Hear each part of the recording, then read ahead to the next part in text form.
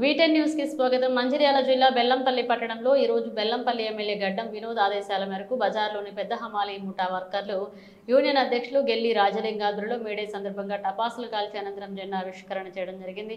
ఈ సందర్భంగా గెల్లి రాజలింగు మాట్లాడుతూ గత 139 సంవత్సరాల క్రితం చికాగో నగరంలో అప్పుడున్న కార్మికుల బానిసలకు 20 గంటలు 12 గంటలు పనిచేసేవారని, కార్మికులంతా ఒకటే ప్రపంచం, కార్మికులారా ఏకంగండి అనే నినాదంతో పోరాటాలు చేసి తమ రక్తాన్ని చిందించి 8 గంటల పని హక్కును సాధించుకోవడం జరిగిందన్నారు. ఆ పోరాట ఫలితంగానే ఈ మేడేను ఒక పండగలాగా ప్రపంచ కార్మికులు జరుపుకుంటున్నారన్నారు. ఈ కార్యక్రమంలో హమాలీ సంఘ నాయకులు పాల్గొన్నారు.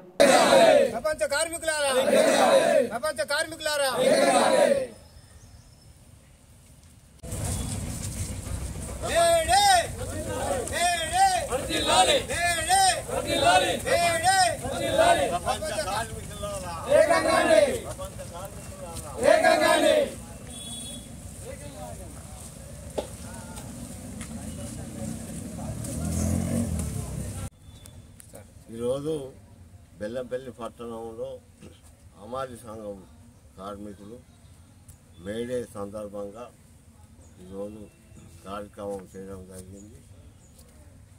కనీసం 139 సంవత్సరాల క్రితం చికాగో నగరంలో కార్మికులు 20 గంటలు 12 గంటలు పనిచేసేవారు. అప్పుడు ఉన్న కార్మికులు, మహిళలు అందరూ కలిసి పెద్ద పోరాటం చేసి రక్తం దీన్ని 8 గంటల పని సంపాదించుకున్నారు.